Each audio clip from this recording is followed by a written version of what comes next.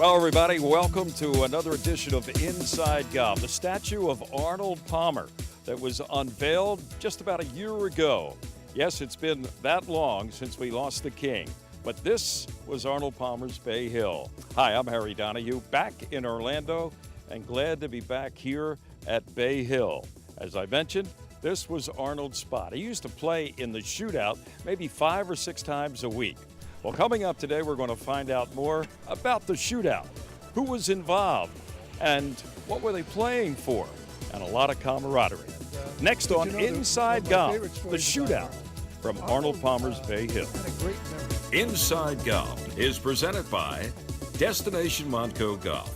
54 courses, 300,000 yards. Check them out at montcogolf.com. By the First Tee of Philadelphia. The First Tee helps young men and women become better golfers, but most important, better people. Get involved. Visit thefirstteephiladelphia.org. By the Golf Association of Philadelphia, GAP, celebrating amateur golf since 1897. By Jersey Man Magazine, it's a Jersey way of life. And by Philly Man Magazine, bringing it to Broad Street. And by Inside Golf's partner since 1998, the Philadelphia Section PGA, experts in the game and business of golf. Take time to thank your local PGA golf professional. I'd be nowhere near the golfer or person that I am today without Cam. We don't hold our thoughts back with each other, and that's why we're able to be so successful. Jordan brought with him a tremendous desire to achieve, whether it was that first day that we met or every session thereafter. One of the epic performances. Accomplishing these lifetime goals, could not have done it without Cam. The best stories end in thanks. Share your story at ThanksPGAPro.com.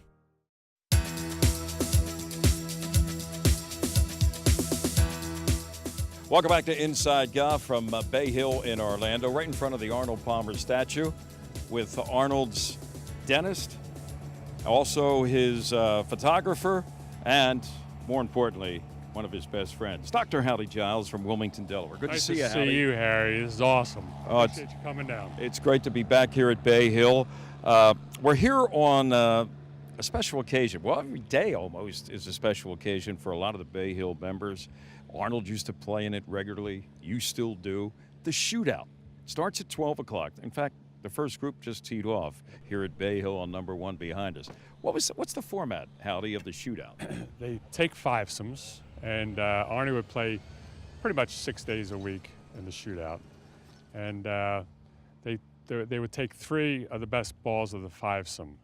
It's all gross, and just a fun deal. And there's usually, during the PGA show, they might have 10 groups out here today. So yeah, it is crowded. 50 players. So it's just an awesome day, and to be with Arnold Palmer. And I was lucky enough to be paired with Arnold Palmer every time I played in the shootout. That's pretty good. With Arnie. And you carried him, right? Tell us about one day you were playing with what? Your son-in-law and Arnold? My son-in-law, David Elliott, and myself were paired with Arnie. We're on the 6th hole, and my son-in-law makes birdie, but I hold a wedge for an eagle. So Arnie goes, "Howdy, what'd you make?" I go, he goes, "You made an eagle?" I said, "I made the shot." Don't tell me Arnold wasn't watching anybody else in his He wasn't group. paying attention.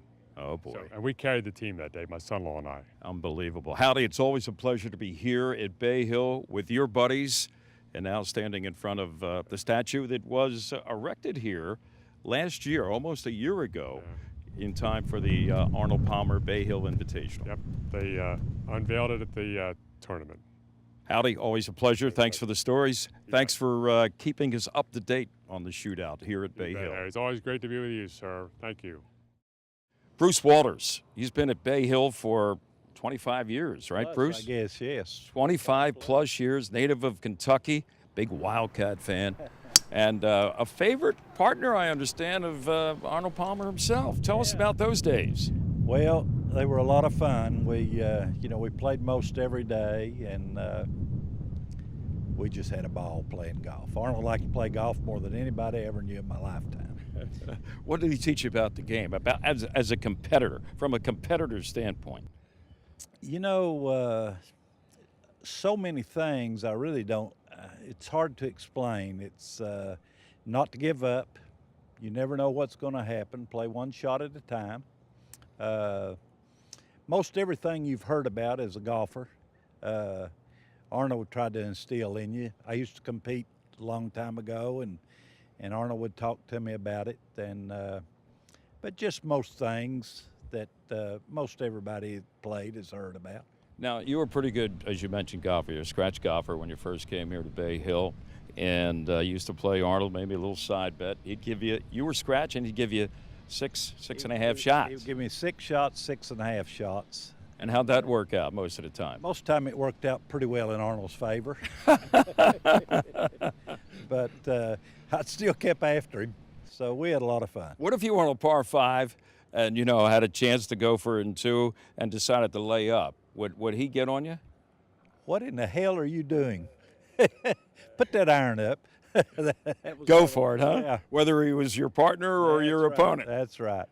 How about that? Bruce, we missed, of course, Arnold over a little more than a year, but you guys, every time you go out there, I'm sure you're thinking of him. We pretty much play about the same group of guys that were playing with Arnold, and I'd have to say there's probably not a day goes by that something's not said. Well, you remember when Arnold did this, or when Arnold was not playing, he always met us on the 14th green or 15th tee and rode in with us, and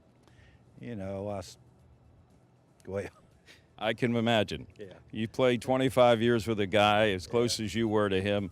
You get emotional once in a while. Yeah, Thanks for taking us down Nice Bay to Hills Memory Road here. Thank you. Thank you all. Success requires hard work. No way around it. Realize timing is key. Be willing to push yourself. Stay in control. Trust technology to support you. My father once said, "Doesn't matter what you do in life, just be the best at it."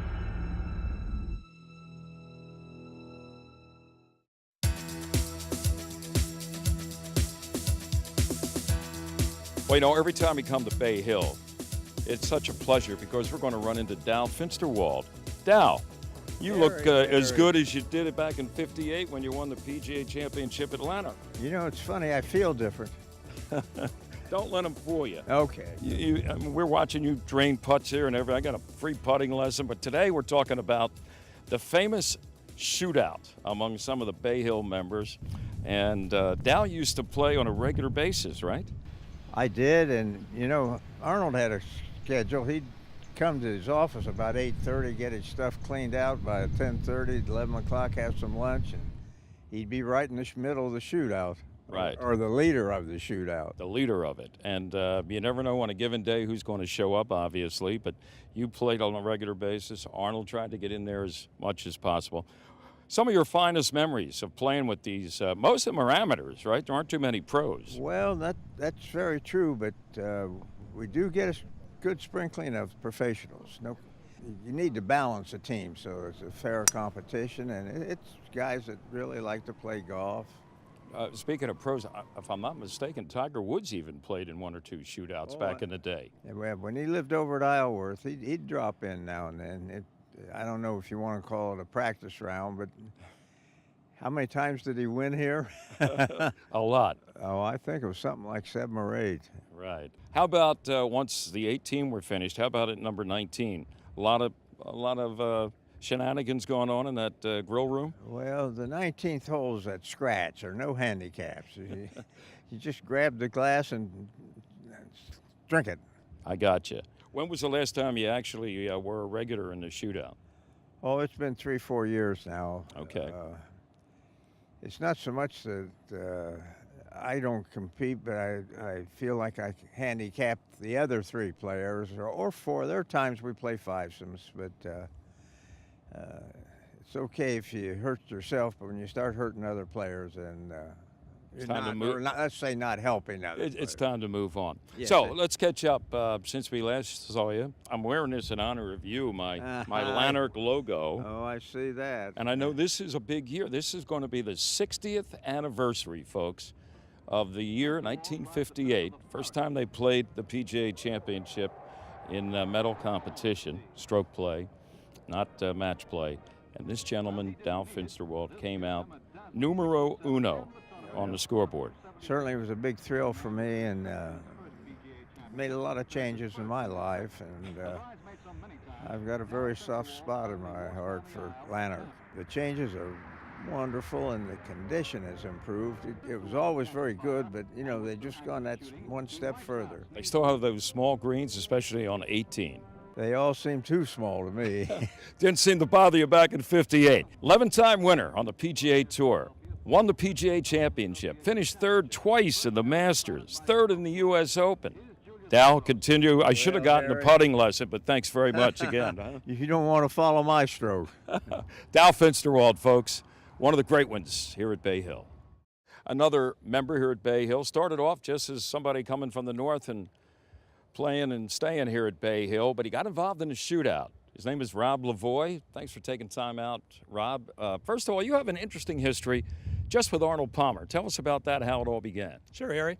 Back in 1981, as you may recall, Arnold Palmer won the U.S. Senior Open Championship at Oakland Hills, and that was really my first exposure to Mr. Palmer at that time. And so about 20 years ago I started coming down here, and 15 years ago I started playing in the shootout, and had the opportunity at that time to meet Mr. Palmer. I didn't play with him, but I met with him.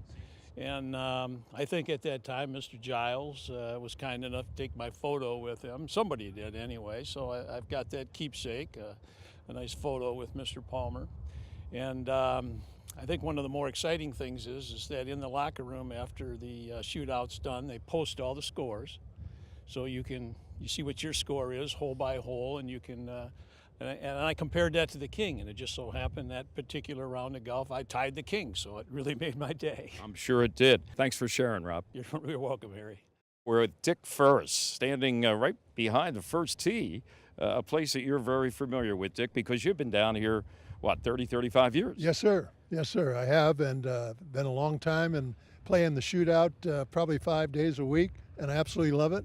You don't have to make your game, just show up at noon, and you got a great group of guys to play golf with. And you're usually the first off, I think, so he's got some drag. You know, Arnold's been now gone for a year and a half almost, and you and Arnold had some great times here, right? Shootout or not?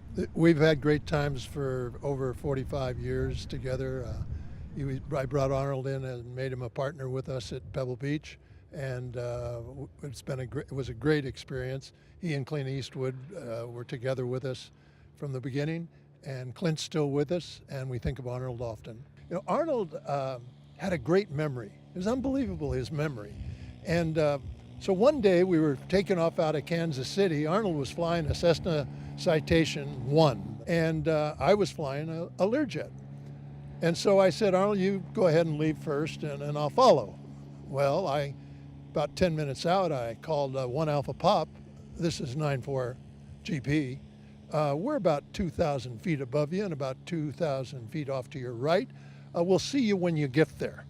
Oh, my goodness. Well, we got there at least 15 minutes before he did. Now, let's fast forward 30 years. We're taking off out of St. Augustine. And Arnold is now flying the world's fastest business jet.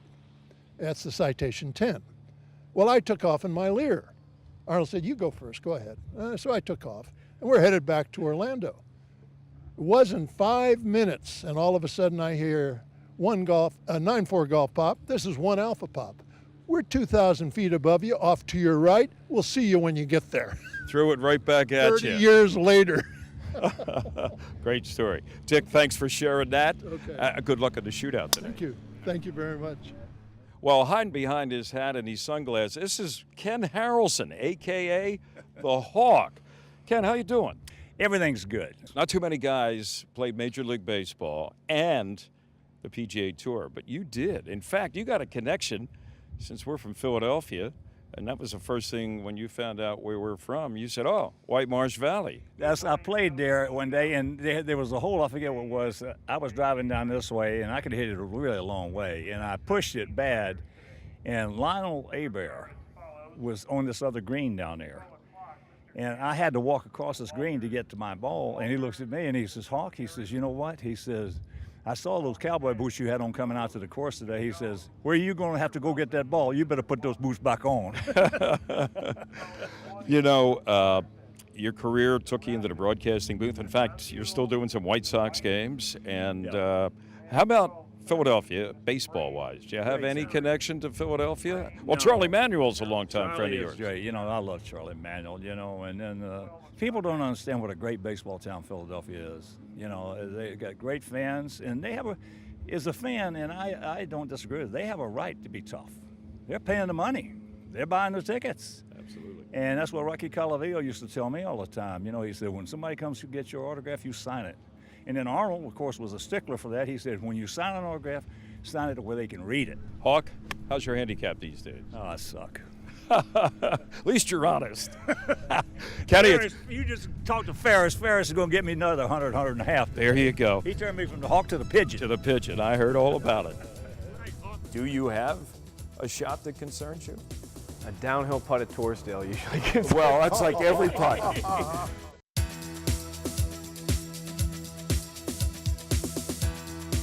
Welcome back. Inside Golf continues. We are at the Blue Bell Inn for Teed Off. You know, the holidays may be behind us, but I know a lot of you enjoyed either a lunch or a dinner, just getting together with friends over the holiday season. You can continue to do it now that we're into 2018 right here at the Blue Bell Inn. And joining us today on Teed Off, Director of Golf for the Union League of Philadelphia, Sean Palmer. Good to see you again, Sean. Good to see you, Harry. Thank you. Joe Logan, he of myphillygolf.com. You want to keep up with what's going on, not just nationally, but especially locally when it comes to golf, it's myphillygolf.com.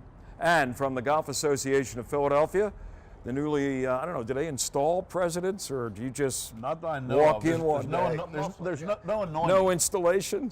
No, we'll install him. He's the new president of the Golf Association of Philadelphia, member at Huntington Valley, Quinn Spitzer. All right, Quinn, how long have you been playing golf? Oh, probably 30, 40 years. Okay, and over the course of that time, there's probably been maybe one or two situations that send a little chill down your spine, like, oh my goodness, how am I going to hit this shot? What are, in your 30 or 40 years of playing the game, what comes to mind when I say, Quinn, what are some of the more difficult shots for you to execute? Well, for most people, it's the drive or the tee shot after you've made a birdie, which you know you're going to screw up. But my specific case is going into a bunker. I am a truly horrible bunker player. Greenside bunker? Or it doesn't really matter. It doesn't. The greenside in particular, it's sort of like the pit of hell. And you know, I get in there and I sort of feel a little bit like Lawrence of Arabia. And I come out after a few swings coated in sand, and the ball may or may not be on the green, but I'm always a few strokes worse for the wear. I'm sure as a PGA professional, Sean's sitting over there saying, well, Quinn, you know, there are golf pros that can help you with that. And in your term now as president of the Golf Association of Philadelphia, I'm sure a few would like to volunteer. Well, I must say that there have been more than a few golf pros who have told me that I'm unteachable. So, really? But I'm always That's a bad start, I'm folks. always willing to try.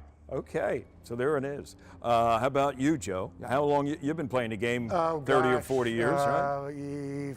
At least 50. 50? You don't look that old. Actually more than that, 55. 55? 58. Wow. 58 years. It keeps getting higher. I'm trying to do the math on my age. It's like his handicap. It keeps going up.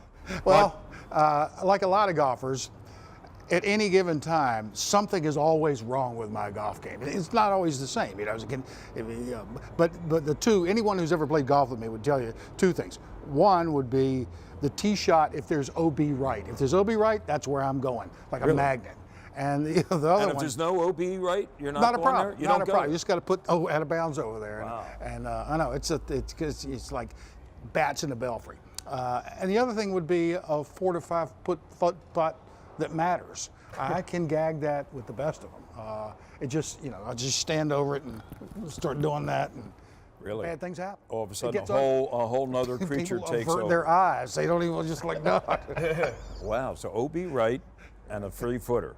So that means you never give a putt, never concede a putt of 3 feet or maybe a little more. Oh, I've missed them shorter than that. Yeah. That's interesting. What are you gonna do? Sean, now you're the only professional sitting here talking about this. I mean, do you have a shot that concerns you? A downhill putt at Torresdale usually gets. Well, that's like every putt. If you're above the hole there, you're done. But no, besides that, I think in teaching and instructing, the hardest shot to teach and to have anyone at any level execute is probably like a 50-yard bunker shot. It's in between a fairway shot and it's not a greenside bunker shot. So the execution of that shot's a little vague, and it's difficult to teach someone how to hit that shot, let alone around a greenside bunker. That's a tricky one. We don't have any sand here, but can you give us describe what is key to that shot where you don't have to blast it out like a greenside bunker to a tight pin? The simplest way to do it is play it like a greenside bunker shot, but instead of using your sand wedge, your lob wedge, take a 9-iron or an 8-iron and just try to play the same shot. Now, every sand shot really depends on the lie, depends on where you're going with it. That's the simplest way to try it, but people don't believe that. It's not a shot you practice often, so, and that's why. Just take a little more loft and treat it take the loft down and just like take that blast wedge. shot if you can.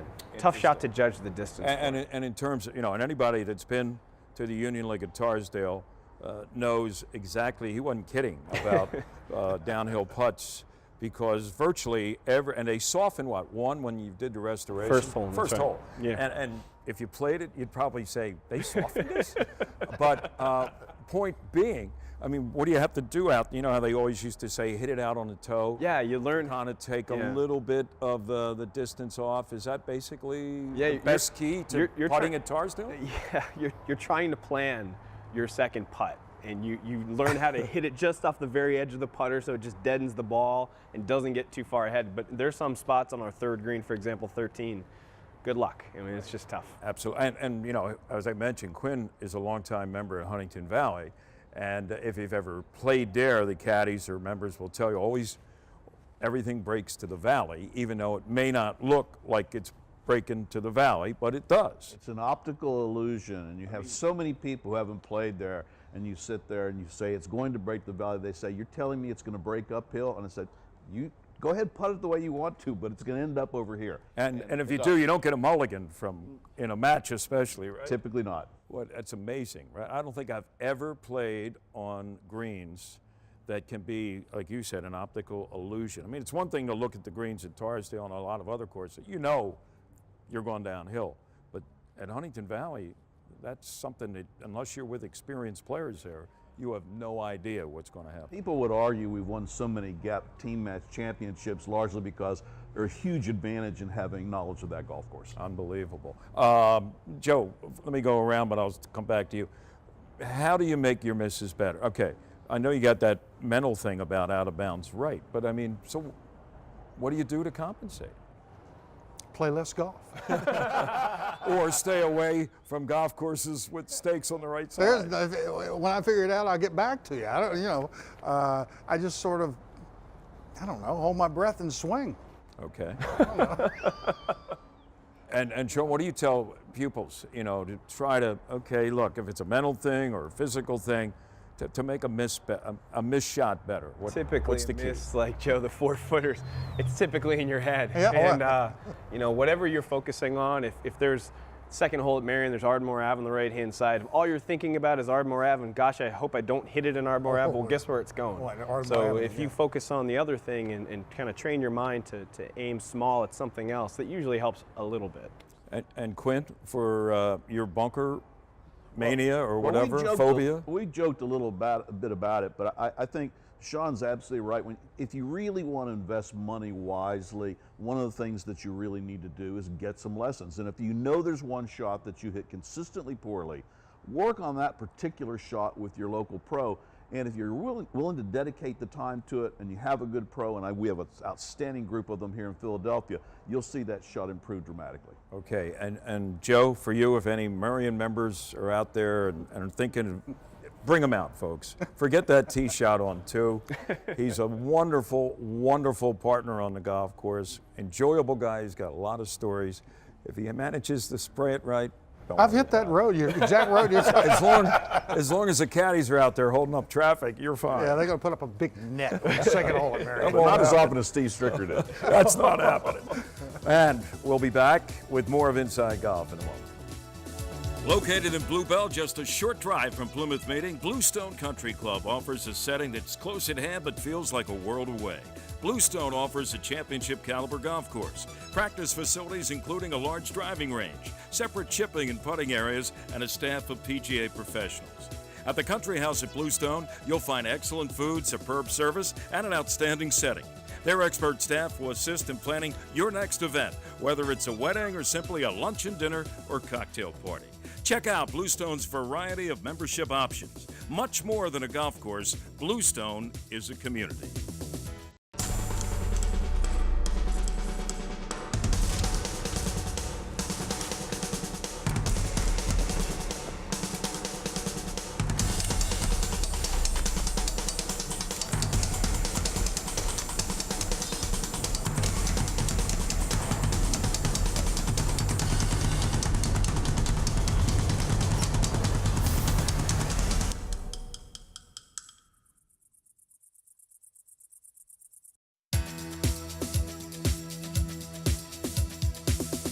That's going to do it for this week's edition of Inside Golf. Our thanks to Dr. Howdy Giles for helping to arrange all the competitors from the shootout as we were here at Bay Hill to find out a little bit more about this great venue in golf. Also, our thanks to Dick Ferris, Hawk Harrelson, and always a pleasure to see Dal Finsterwald when we come to Bay Hill.